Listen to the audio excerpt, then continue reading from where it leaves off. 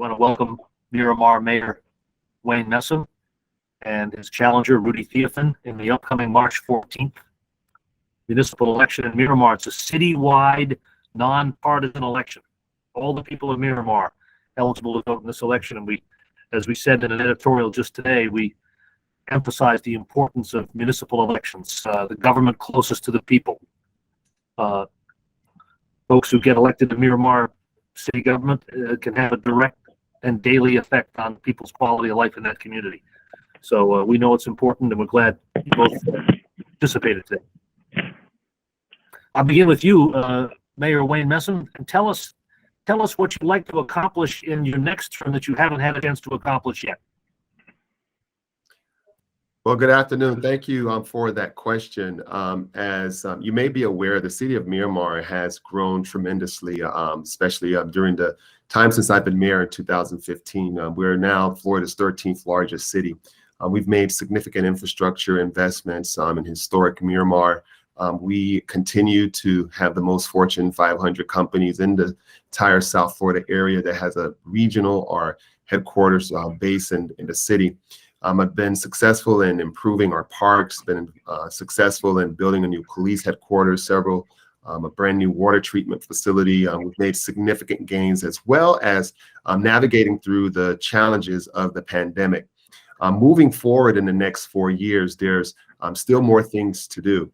I'm currently right now in the process of planning an innovation and technology village to connect our corporates, our residents, business locations and entities with our residents, to provide our residents with the technical skills, as well as to provide a haven for our disruptors who will be the future businesses of the future. In addition to that, currently right now we're preparing our roadway systems as well as our infrastructure for electric vehicles. We have a master plan that's underway. We are in the process of ensuring that Miramar becomes the most EV-friendly city in South Florida, to ensure that wherever you move your car, you have an opportunity to charge your electric vehicle. We want to make sure that it's there along at our residents' home and property locations. So as we all know, by 2030, 30 to 40% of the cars on the road will be EV, and we'll need to ensure that not only our fleet, but as well as visitors and our residents have the infrastructure necessary to be able to move from point A to point B throughout the city. All right. Well, thank you for that opening statement, that background. We'll come back to a lot of these issues in the course of the next hour or so. Rudy, tell us why you'd make a better mayor than Wayne. Well, I wouldn't say why I would make a better mayor, but what I would say is that I'm actually running because I feel that there's a lot of opportunities challenges that we need to address, specifically as it pertains to community engagement. I mean, if you look at the voter turnout for a city with a population of 140,000, so I'm pretty confident it's even more than what was reported in the census. It just shows, when you look at the voter turnout as a reflection of my neighbor's fate in regards to the leadership in City Hall. And I think we need to move to a different direction. And ultimately, it's just really a vote for me is a vote for you, right? You're not voting for me, you're voting for you. You want someone who's going to be closer. You want someone who's going to be grassroots, direct contact, community engagement. I'm your man. I'm the community engagement person. So this is not my race. It's the people's race. So this is not about me. It's about the residents of Miramar. This is what it's about. Right. I want to ask you, Rudy, if you can cite a specific either vote that Mayor Messam has taken, a policy initiative he has supported, or something he has maybe overlooked that you would have done differently. Sharpen the contrast between yourself and the mayor as much as you can here. Okay. So, I mean, there's a lot of things that the mayor has done that I agree with, right? One thing that I would have done specifically is really address the major divide between Central and West Miramar versus East Miramar. And the way I would address that personally is understanding how massive our city is a city hall meeting it's just not enough. Yeah, you have mothers, working after a long day of work. The long day of work, I mean, may not be able to make it to city hall. So we have to come with more innovative means of ensuring that everyone in the city is able to communicate their frustration, bring their ideas, and make sure that they're heard and they're aware of the resources that the cities have available. Something specifically that I did that I always had in mind is ensuring not that just the city have an app, right, that can be downloaded, because we live in a mobile time, right? So you may not be able to make it to city hall meetings. You may be tired after a long day of work. Having this app would probably make a lot of sense, right? And not just have an app that's developed, but ensuring that we have a plan where we can roll out this app to as much residents as possible. So if we're able to roll it out to at least half of the population, that'll be some form of success. So let's say something happened pertaining to a water. Let's say we had a water outbreak or something that affects. We're able to send them just like an Amber Alert, right, to anyone who's a resident of Miramar who has the app. They'll have the ability to get this information communicated to them. We have a lot of programs and resources on a local level, and again, a lot of our residents are not aware, and everyone else may be not interested. So this would be my way to directly communicate people, because one thing I'll tell you in this modern generation is people are inseparable when it comes to their phone. Like people, but they do everything with their phone. So yes. Right. Okay. Yeah, Mayor Messam, 140,000 people.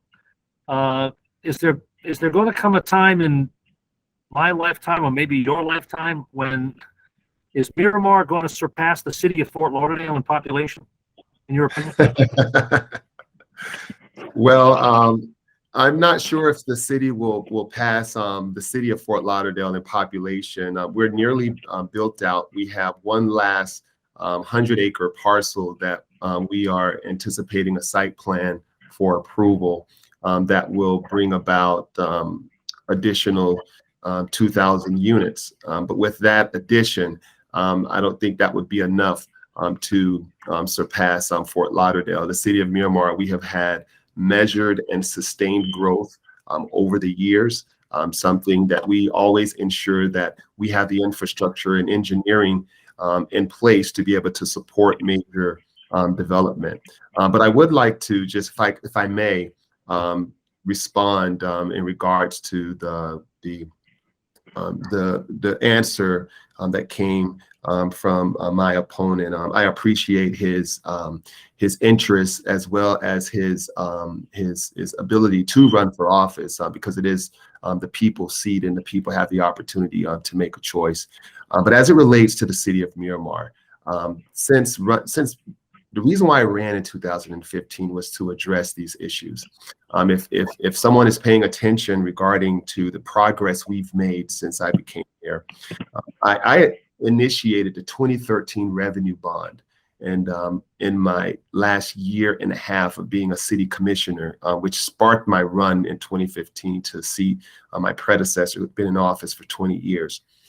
That revenue bond addressed 3 areas of our city. It addressed recreation, our parks, which we've renovated all 40 parks. We've addressed the public safety. The city of Miramar did not have a police headquarters. The old headquarters was damaged in Wilma. I provided the solution to build a LEED Gold state-of-the-art police facility, as well as fund a police substation in the east to ensure that there is a public safety presence in the east. We've invested over $190+ million in infrastructure in historic Miramar, East Miramar. We've delivered perhaps one of the nation's newest water treatment plants. We have phased out in 6 zones storm drainage renovations and infrastructure and resiliency projects throughout East Miramar to address flooding in those neighborhoods. We've already completed phase 1, 2, 3. 4 is under design, and we have 2 more remaining, which will lessen the impacts of our more violent rain and storms in our community. And finally, we've provided many more units of housing, affordable housing, which we also have a home ownership housing development, townhouse development that's under design right now in a public-private partnership, in addition to bringing in senior affordable housing. So as there will always be a progress in addressing all of the concerns in historic Miramar, we have made significant inroads and advancements in historic Miramar, and anyone paying attention would realize it. In fact, our residents see so, and they acknowledge that as well. Okay. Is your opponent correct, Mayor, when he describes, my recollection is this came up in our interviews last cycle in Miramar 2 years ago. This was at the height of COVID, by the way. But is there sort of a divide of some kind between, for lack of a better term, old Eastern Miramar and newer Western Miramar? You got sort of a tale of two cities there a little bit, or not? Well, it's not as distinct as it once was. We have really united our community. There's always opportunities to improve relations. But the fact of the matter is, historic Miramar was built under different land use codes, different design standards, private development in the central and the west, where there are master plans, homeowners associations, they're newer designs. They're new. There are more setback requirements. There are more landscaping requirements. Things that did not exist when the Perrys initially developed our the historic Miramar. So, in view, in terms of the architecture of the homes and the commercial properties, they're going to be different. We have more of a Mediterranean modern style design standard now. But if you look at our roadways, they have improved with resurfacing. We continue to add more street lights, LED street lights citywide. We continue to pave more roads. We have installed for over 200 plus residents for the city managed canalways in our city in East Miramar, where we're stabilizing failing embankments and in residents near yard. I brought that initiative to the city of Miramar. As we're not sitting back on our laurels. There will always be opportunities. No matter what city you go to, there are going to be opportunities to improve. But we are making significant investments. We have many community events that brings our community together. And I think that it would be hard pressed if you were to ask Miramar residents that if they are better off now than they were in 2015, that they would say yes. And those who may have challenges and those who may need additional resources, we continue to work and partner with our residents to ensure that we meet their civic needs. Okay. One more quick question, Rudy, and I'll get to you. Rudy, tell us, educate us. What's the current size of the city budget in Miramar, and what's the millage rate?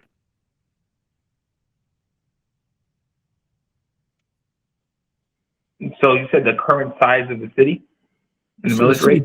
The city budget. What's the dollar amount in round numbers of the city budget currently? I would not be able to tell you on the top of my head. I reviewed it a few months back, so I wouldn't be able to tell you that on top of my head. Mayor, can you help us with? Well, depending on year to year, we roughly average over 300 million. Our active budget. It may fluctuate between 220 to 300 million, depending on the funding cycles.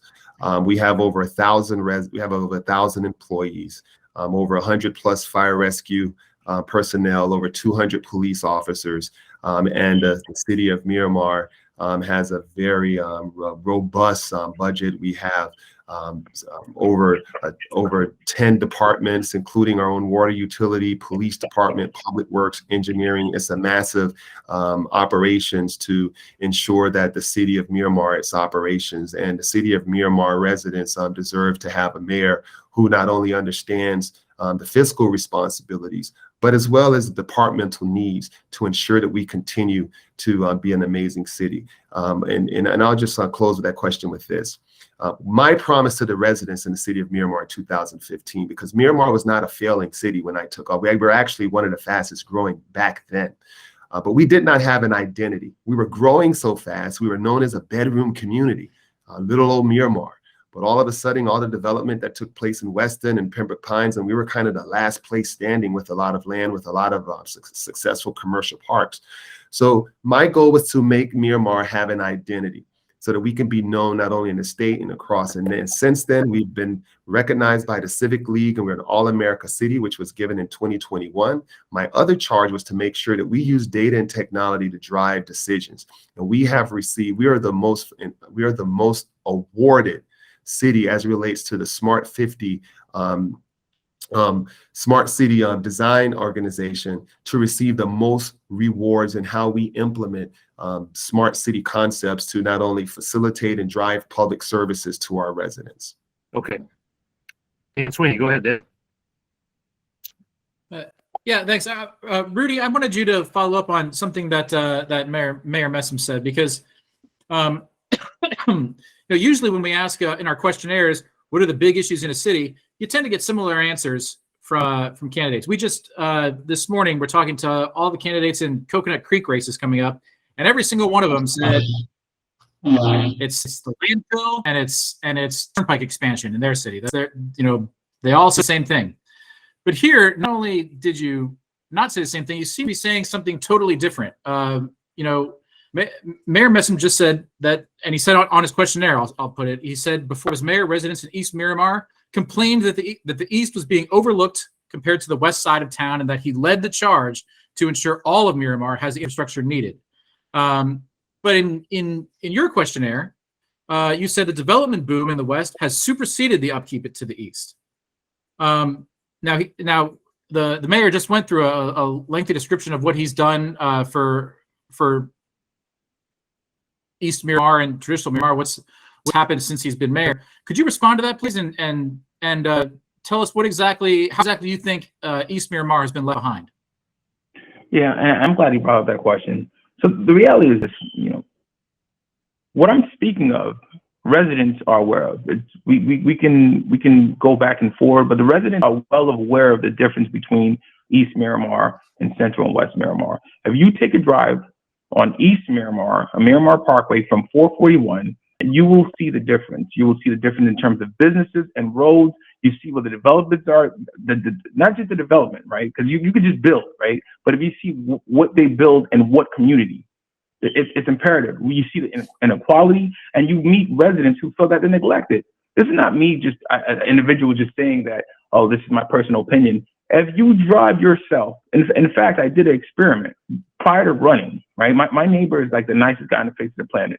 He was the first one who told me almost 5 years ago about the difference between East and Central and West Miramar. If you take that drive from East Miramar to Central, through Central and West Miramar, you see the difference, and it's obvious, right? It's like night and day, right? And we can talk about the police hub. Yes, I was actually serving as the chair of historical advisory board in Miramar, right? So it's not like me just speaking on it. So I was aware of when the construction took place, and I approve. I approve it because of the crime elements that we had in place, which I'm not going to speak to specifically. But the fact of the matter, I supported that, right? Because at the end of the day, I know the reality. I know about on the corner that there's the chicken and fish shop. I'm well aware of that, right? So it's something that we can try to ignore, but it won't change the reality. At the end of the day, I'm in this race for the residents.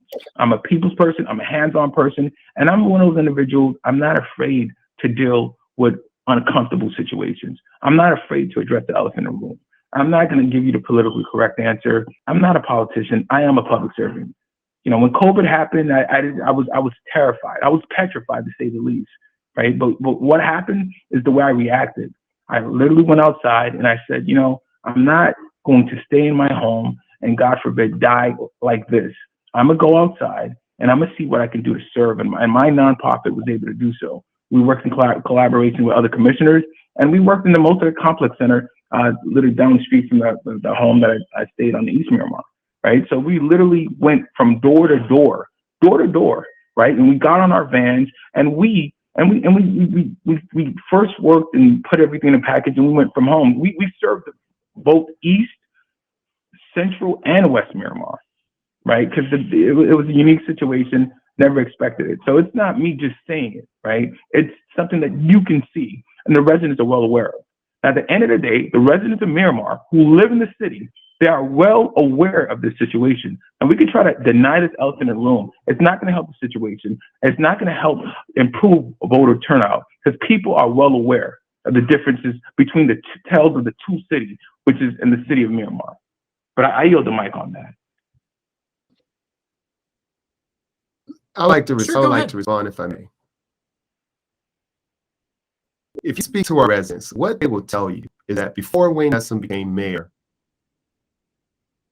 and we're going to talk specifics, and we're going to talk about East Miramar, all right? Our roadways were not consistently paved on Miramar Parkway. When it rains in my neighborhood, we haven't had any significant infrastructure improvement.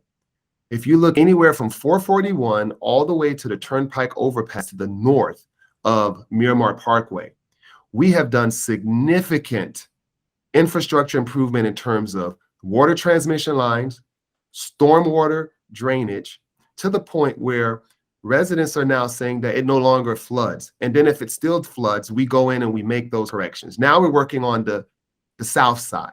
If you speak specifics, we can say elephant in the room. We can talk in general terms. I'm going to speak specifics. People said, well, when you drive down Miramar Parkway, I'm tired of seeing old beat up trees that never been changed out since the original development of East Miramar. We have since put in new landscaping. If you take Island Drive from Miramar Parkway south to Pembroke Road, new landscaping, new drainage. If you look at this past Christmas, people came and sent emails to the city of Miramar saying, thanking us for finally beautifying, putting lighting on the streets for a sense of pride in the community. I cannot sit here as mayor. I'm not sure what city that my opponent is talking about.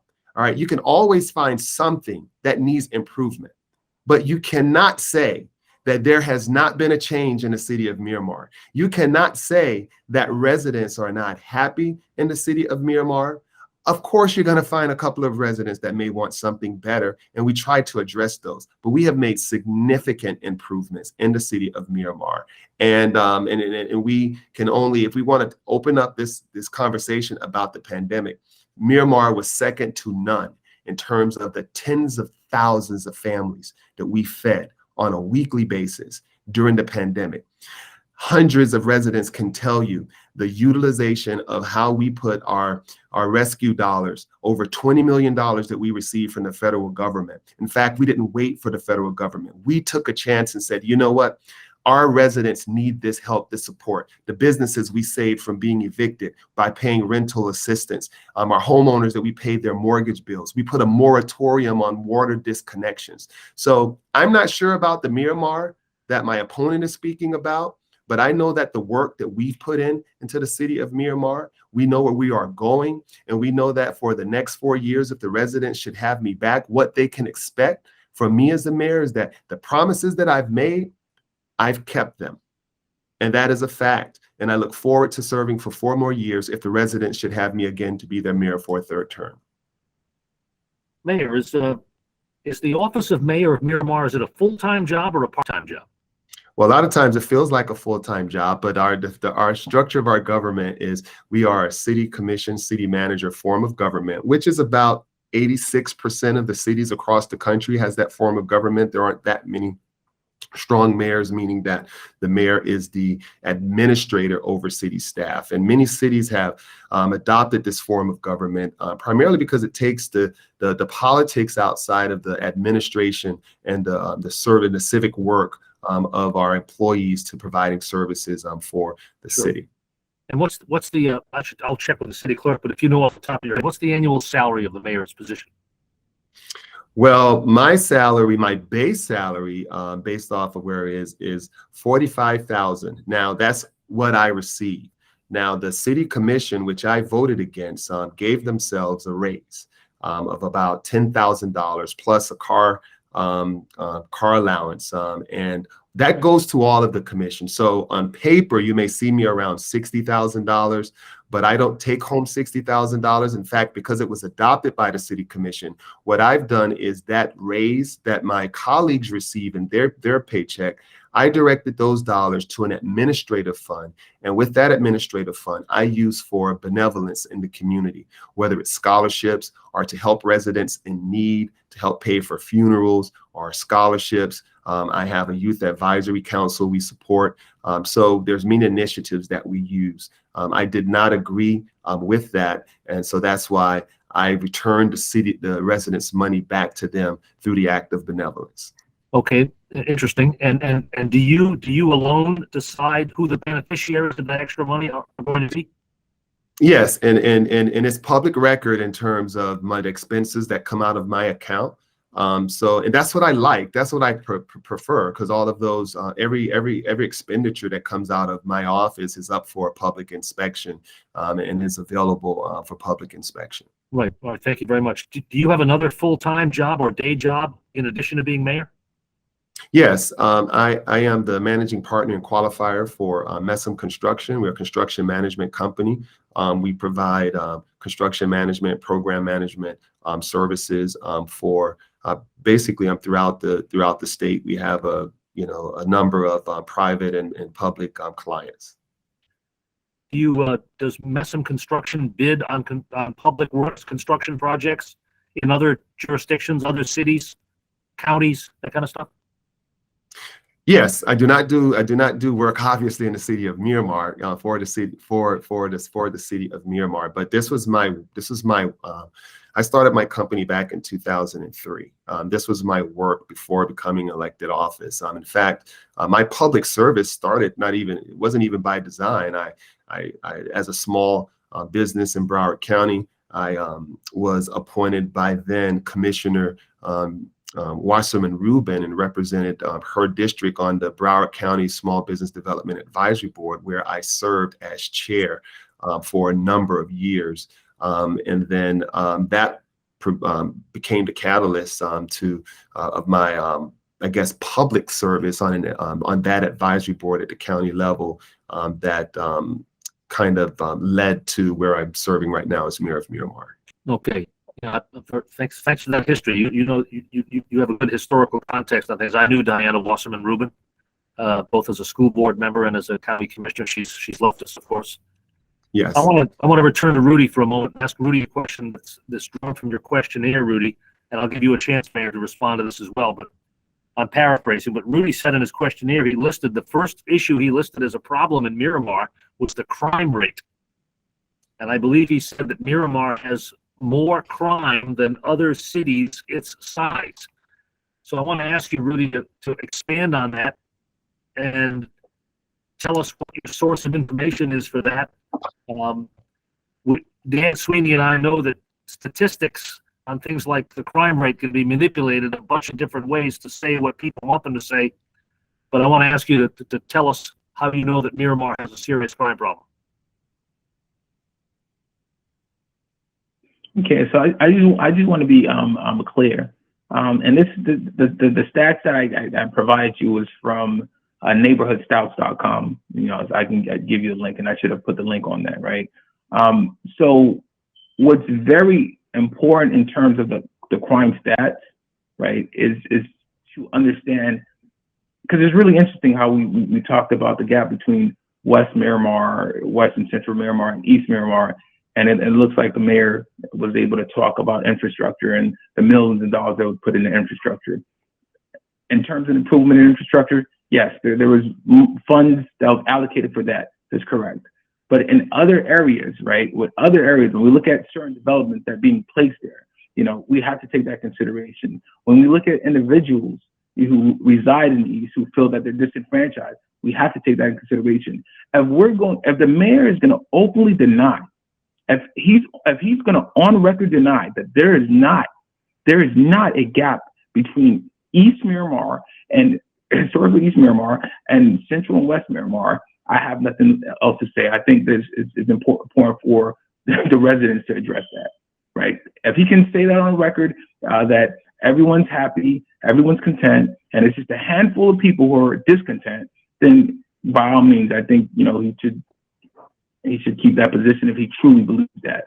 You know, as an individual who lives in East Miramar, who currently lives in Central Miramar, who actually see it. I mean, this is not me just secondhand speaking. You know, when it comes to crime and elements of crime within our city, it's not me just saying that there's crime. I literally had, you know, 2 weeks ago, my close friend came over to my house in less than 24 hours.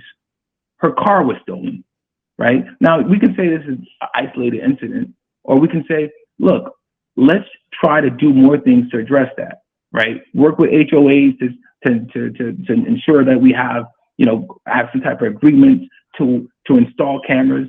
Cameras don't deter anything per se, you know, but it actually is making an effort, right? So it's just, we just have to be mindful of this. When we say things that there is no divide, there is no two cities, we can ignore it.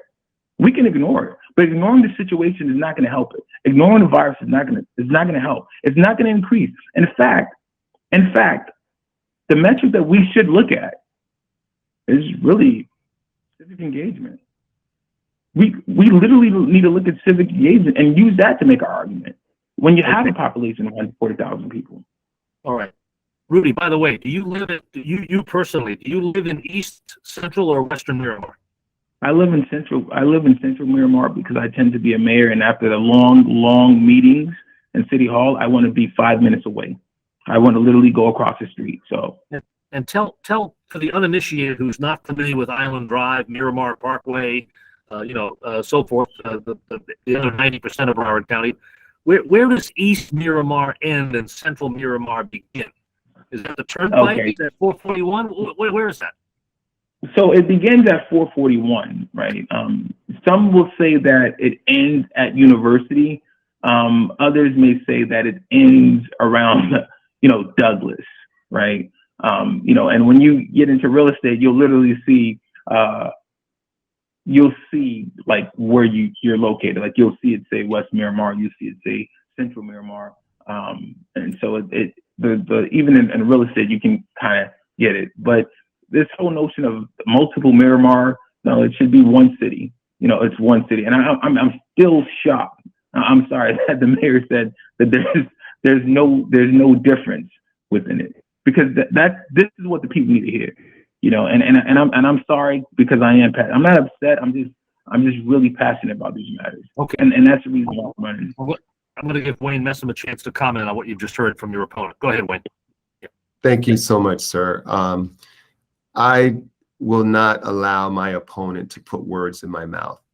When you listen to the replay of this, you never heard me say that there is no divide in the city of Miramar. What I did say was that the Miramar that I know knows that since I've become mayor in 2015, the disparities that I heard from the community and what they wanted, we have begun to address them. We are talking about people's lives, their quality of lives. When they come out of their house after a rain and their driveway is flooded, Mayor, can you do something about this water in my front yard and on the streets? Yes, we have, and have begun the process of improving storm drainage. Mayor, we want our parks, our basketball courts, to be just as nice as the ones in the West. We have resurfaced all of our courts. We've built the band shell to provide entertainment, of which most events that take place at Shirley Bronco Park are free. We've put a splash pad. We've improved these parks. We've put landscape in the medians, just like you see, not specifically exact tree for tree, but we've improved these areas. What I'm saying is I've run for mayor and have served as mayor to unite our community and to address disparities in our community, and that is what we're doing. I won't sit here and embellish the fact on my record. I'm just speaking on facts. And getting back to the question in terms of crime, I would invite my opponent to simply read the annual report that is FDL and FBI based data that we have to report to FDLE, like every law enforcement agency, to talk about our crimes and our statistics, to understand the rate or the rate of increase or the decline in our crime statistics. I'm very proud of our police department with the work that they've done and their engagement with the community, our community resource officers that are in our schools, and our police department continues to raise the bar. We have gone through some transition in our police department to ensure that our police department reflects the complexion of our community. And I stand with our public safety officers. If anyone is out of line, the command staff has the authority and know the expectation from this mayor as well as our commission is to ensure that we are keeping our city safe, but we're doing it in a manner that has the respect of our residents as servants, because our police officers are servants first. Okay, all right, thank you very much. By the way, Wayne Messam. Can I quickly respond to that? Hold on just a second. I'll get back to you in a second, Rudy. I've got a couple of brief follow-up questions for Mayor Messam. I asked the question of your opponent. I want to ask you, do you consider yourself a resident of East, Central, or Western Miramar? I live in Sunset Lakes. That is the westernmost community in the city of Miramar, which we and my wife, we went under contract in that house for our very first home back in 1998, and we moved in April 1st of the year 2000. So we moved out there when there was nothing really out in West Miramar.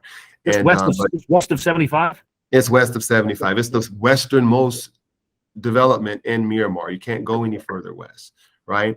So, and what I find quite interesting is that all of us are familiar with the community social media platform Nextdoor. And when I oftentimes get a lot of comments from our neighbors in Sunset Lakes and Silver Lakes that talk about how much resources is going out to the east. So either my opponent is right in terms of it's just in total disarray, no investment is going on out in the east, and my neighbors are saying that, well, why is so much resources going into the east? And my response is this, is that we're one community. Miramar is as strong as its weakest community. And we want to ensure that although there is diversity in our communities in infrastructure, some are old, some are new, some were built with different design standards than what is that are in place right now, that we want to ensure that when you go to a park, that the parks are as good as any park in our city. When you drive down the street, we want to make sure that they're great. You go in a neighborhood where they are dark, we want to get lighting in there, and we're working our way towards that. My message today is that Miramar is better today than it was in 2015 and continues to grow. And not only are we being recognized locally for our achievements, but we're being recognized nationally for our accomplishments in our city. All right. And I can tell you in my younger days, Mayor Messam, I played pickup basketball in the city of Miramar. A lot of people did in South Florida. I'm curious about something. And any basketball player knows the difference. Your outdoor basketball courts in Miramar, do they have those heavy metal chain nets, or do they have nylon? No nylon nets. We have nylon nets. That's the right answer. And we have two gymnasiums. We have great gymnasiums at the Youth Enrichment Center, right next door to Shirley Bronco Park. If those who pass on the Turnpike and Miramar Parkway, you see the water tower. Youth Enrichment Center sits right at the footsteps of that water tower. And we have an indoor basketball court in Sunset Lakes Community Center out west. When was that Youth Enrichment Center built? Great question. The Youth Enrichment Center, I think, was completed in 2010. It was before I started elected office. It was built before I was in elected office, but it was built around 2009, 2010. Okay.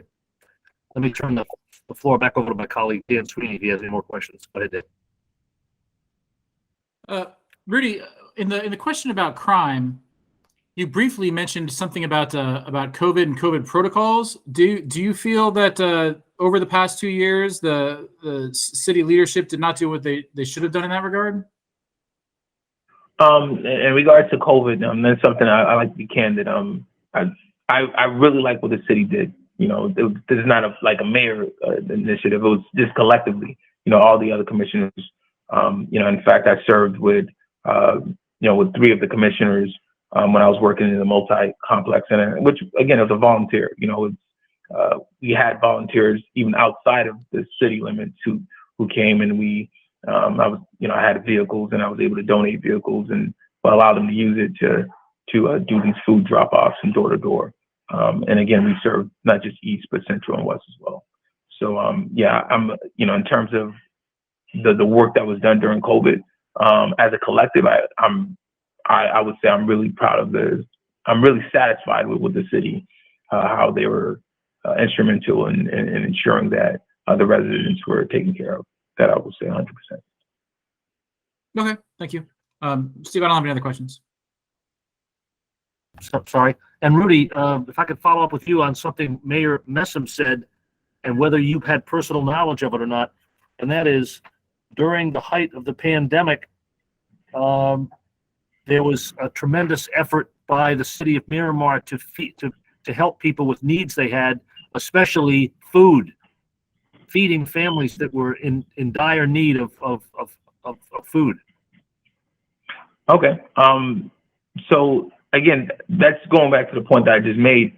I literally was part of that. So like I literally took the period of time and it went on and on for months. And me and, we had some volunteers who were even from outside of the city limits, like Young the Boy, had some other brothers, we had it was interesting. I had people come into the city, and we literally went door to door. We worked alongside the commissioner, Maxwell, and Commissioner Davis, and as well as Commissioner Colburn. So the multi-complex center on the east side was the hub, and that's where we met. We packaged the food, and then we drove door to door and we dropped it off. We had like a massive list, and out throughout the city. So again, that was collective, and I'm well aware of that because I was part of that. I was volunteering for a period of time, to the point where there was like 1 month left, and I took that month off and went back to the workforce. Okay. And I got video footage for that if you need it for your record as well. If you need some footages to see that what transpired, I'll show you. I can send it to you directly. Yeah. Let me go back to one thing that Mayor Messam, you mentioned early on in your opening statement, Mayor. You want to make Miramar the most electric vehicle friendly city in South Florida. I would venture to say that a lot of people in Miramar, a lot of people everywhere would love to own an electric car. They can't afford to buy it. It's too expensive. At least it is under current prices. And so how do you make in terms of making Miramar such an EV friendly community, what's the constituency for that initiative? Who are the people that benefit from that? Great question. But before this interview is over, I didn't want this meeting the interview to go by though. Just listening to my opponent's response just now, I just want to thank him for volunteering with the city and our resources that we put out, into the community, because during the pandemic, it doesn't matter. We're our brothers and our sisters keepers. So I like to thank him for his efforts in volunteering with the city. Did want that. Wanted to personally state that. As it relates to the EV capability and readiness, as the mayor of the city of Miramar, I cannot think about just self-preservation and just doing superficial things of today to keep me in office. I have to think about the mayor 30 years from now, 40 years from now, our residents that will inherit the investments that we are making today. Like any new technology, and I'm not even sure if you can say that EV is a new technology because it's been out for some time. But when our automobile manufacturers are saying that by the year X, we will no longer manufacture combustion engines. We will only go to 100% electric vehicle fleet deployment. It will be irresponsible for me as mayor, with an information technology background and someone who sees himself as not just as a builder and engineering and what I do as a profession, to not prepare for that. There in the Infrastructure and Jobs Act that I was actively a part of in assisting the Biden administration to get passed in Congress, it has hundreds hundreds of billions of dollars available to build this infrastructure. The cities that invest now today are the ones who will benefit from it. Prices will come down. They're already starting to see where manufacturers are making more affordable EV cars. Just like in 2013, we were just off the heels of a recession. Miramar was one of the hardest hits in the 2000s in terms of foreclosures. And in 2011, when I first got elected, I was putting forward progressive ideas to invest in our city. And that was the catalyst to run for mayor. And that's how we passed the 2013 revenue bond. But I bring this up to say this. Because of that investment in 2013, it's not a secret why we now have the police headquarters, the amphitheater. Miramar is getting so much buzz. It's because we made those investments. I was the catalyst for that. Now we're at another crossroads where the city of Miramar, we can't rest on our laurels. We have to ensure that our infrastructure is in place. That is why we've put $190+ million in East Miramar, because we know if we improve stormwater management and provide a brand new water treatment plant and put a police substation out east, the 441 corridor is primed for redevelopment. We already have a TOC, which is a transit-oriented corridor with the entitlements for development to redevelop historic Miramar. These are not sexy topics. The infrastructure is in place. So now as businesses and developers are coming in, we want to make sure that it does it responsibly. There isn't gentrification. That's why we're doing the Innovation and Technology Center, so that our residents can be prepared for what is coming. When I gave my first State of the City address, when you could buy a house for in the 150s in East Miramar, I told residents then, if you can find a house for 150, buy it. Today, homes are selling for $350,000, $400,000 in East Miramar. So we're making these investments now. So putting an EV master plan in place right now is the right thing to do. We'll be working with, we already have it in our land use code. You build a new apartment complex, you're going to have a certain number of EV charging stations. We want to roll out with our electricians so that most of these charging will take place right at people's homes. We want to ensure that they can make sure they have the right voltage coming out of their homes, where if I am going to consider a car, I need to be able to charge it. So we want to make sure we work with the construction industry to be able to provide resources for residents to ramp up. Obviously, this is not taking place right now, today, but we are planning for it. And then finally, we have to think about our own fleet, our buses, our police department, our utility and public work vehicles, to ensure that we're being environmentally conscious and that we are preparing for the future today. And you're telling us that, I'm just drawing a word picture here, but a 2-bedroom, 2-bath house built in 1969 in old Eastern Miramar, that house today would sell for $350,000, right? If you can find a house for $300,000 in historic Miramar, buy it. Because what's happening is that you have individuals, Miramar's location is prime. We're centrally located from everywhere. We're 30 minutes from Fort Lauderdale, 30 minutes from Miami, 30 minutes from both airports, 30 minutes from both seaports. They may not be able to move or live in this, let's say, Miami neighborhood where it's $700,000 or $800,000. But guess what? I can get a comparable neighborhood close by in Miramar for half that price. I can make an addition to that price. There's lovely trees. East Miramar is a beautiful part of our community. There are a lot of tree canopy. The parks are great. Our schools are great. And there's opportunity and potential, and even more potential in East Miramar. That's why we've put and invested the infrastructure in place. So now the city is no longer the hiccup to make sure that the things that are being said about Miramar and disparities of Miramar, the infrastructure, the backbone, the skeleton is in place. That is why I'm running.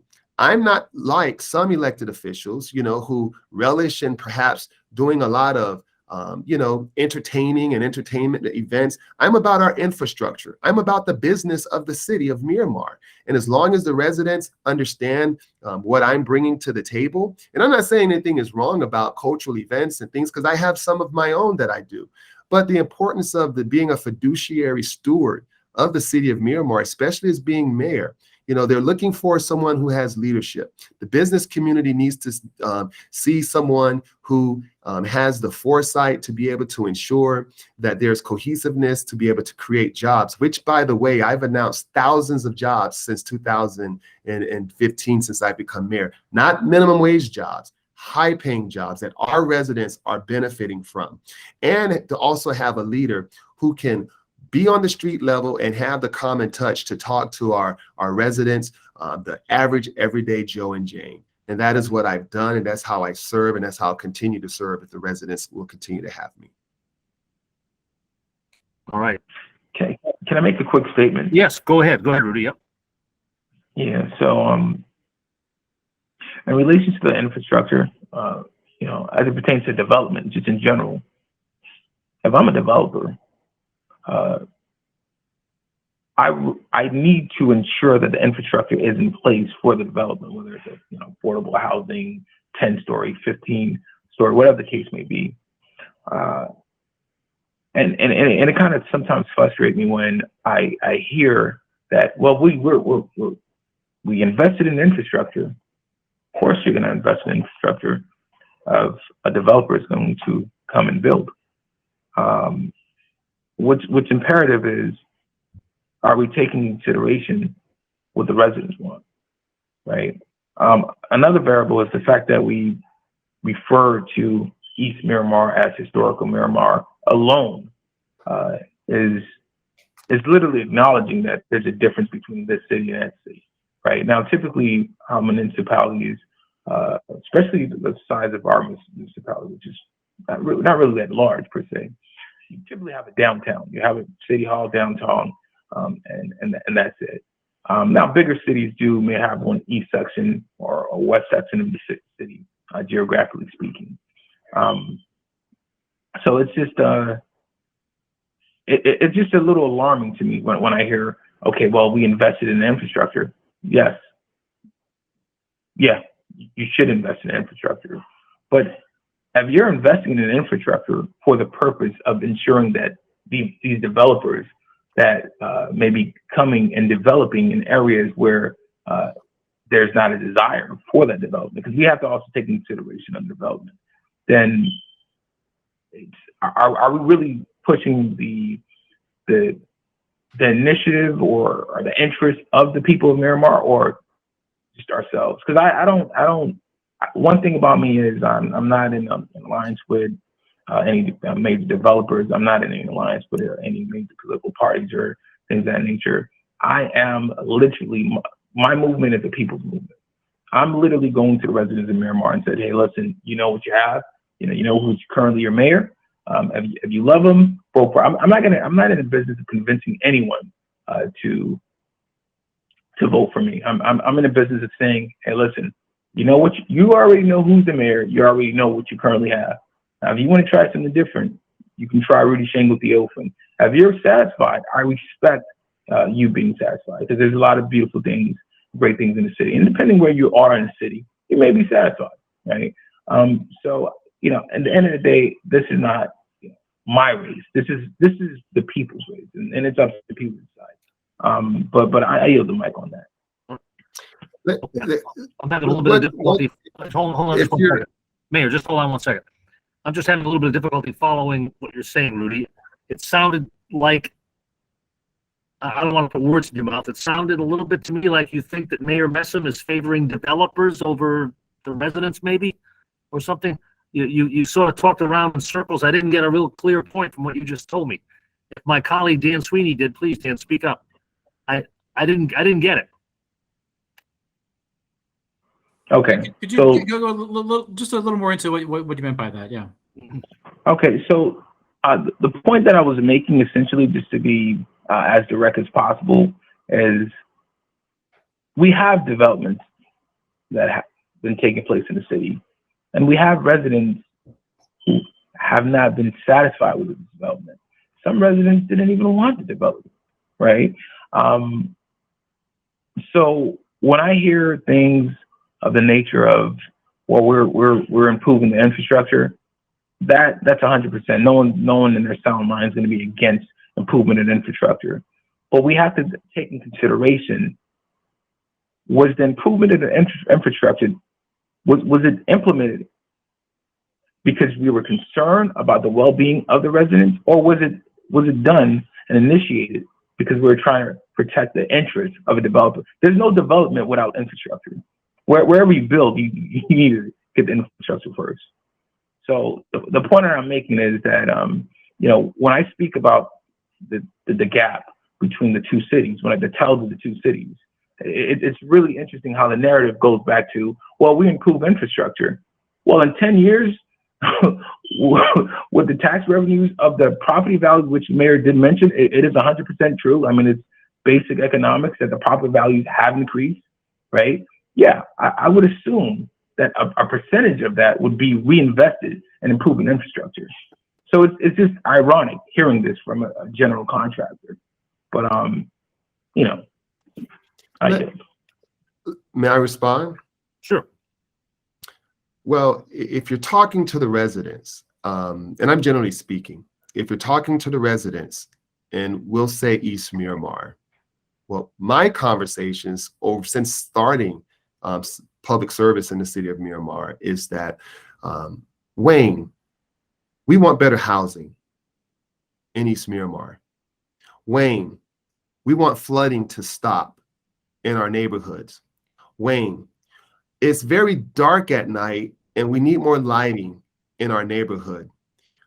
Wayne, my water quality is in question.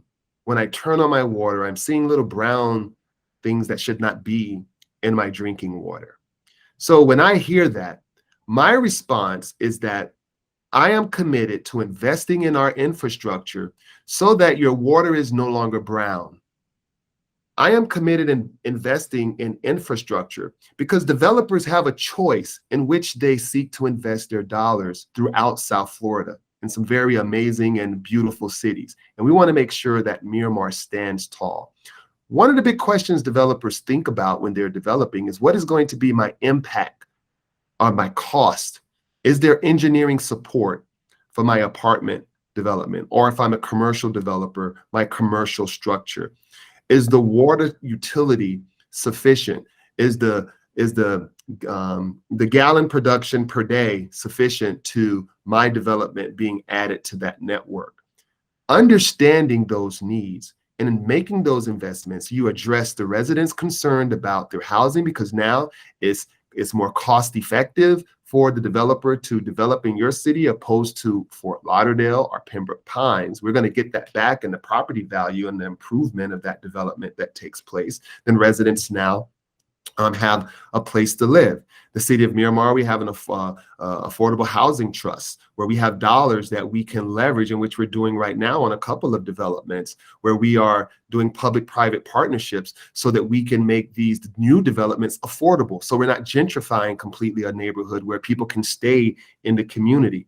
So when you hear this mayor say infrastructure and investing in infrastructure, you must invest in infrastructure to make the very changes of the disparities that my opponent is talking about. So I just want for those viewers who may be watching this recording later to kind of understand at least where I'm coming from, opposed to what it may be interpreted by my opponent on this interview.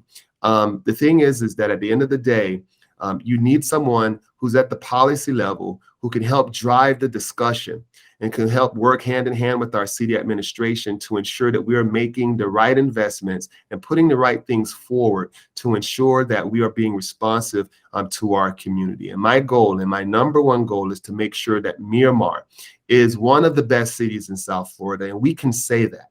We can truly say that we are the paradigm and the mission that we've taken on, with the city commission. On 90% of the issues, the commission agrees with one another. The other 10, we have our debates and we make our decisions. But I'm committed as the mayor that I will continue to stand for our residents. I'll continue to understand that Miramar is beyond just where we live between and where we're situated between the Everglades and 441 and Pembroke Road to the north and County Line to the south, that we have now outgrown this bedroom mentality, that we'll be responsive to our community. We are a regional leader. People, when they come to South Florida, they may look at Fort Lauderdale, may look at Miami, but then when they start looking around, they start seeing Miramar. And that is why we're growing. That is why companies continue to choose us. And you need someone at the helm as mayor, that's that leader that has gained the trust of the residents, have gained the trust of the business community, and have gained the trust of our peers, and not only in the Broward County, but throughout the state of Florida and this nation, to ensure that we continue to grow as a city so that we can remain a quality city for our residents. Okay. We're going to leave it there. Somebody has to have the last word, and so we've gone for more than an hour here. So I greatly appreciate the participation of both of you today. Just want to send a reminder out to everybody, make sure you vote, ask for a mail ballot. Voting is important. Miramar is a very interesting place, and it's amazing how much you've grown in these last couple of decades. So Rudy and Wayne, I want to thank you both for being with us this afternoon and participating and answering our questions very much. Thanks. Thanks for having me. All right. Thanks, So long. guys. Thank you. Bye.